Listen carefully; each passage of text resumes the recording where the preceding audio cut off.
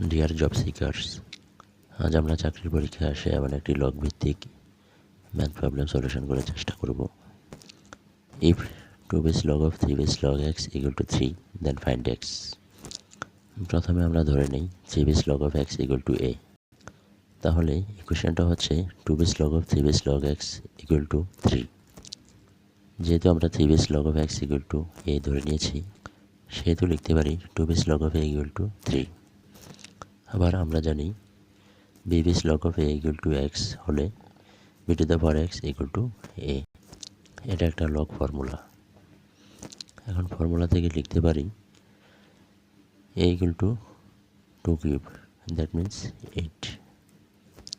যেহেতু এর ভ্যালু 8, তাহলে আমরা 3 base log x equal to a এর জায়গায় 8 বসাতে পারি। আবার যেহেতু আমরা ফর্মুলা জানি b base log a equal to x হলে b to the power x equal to a, সেহেতু আমরা বলতে পারি 3 base log x equal to 8 হলে x equal to 3 to the power 8।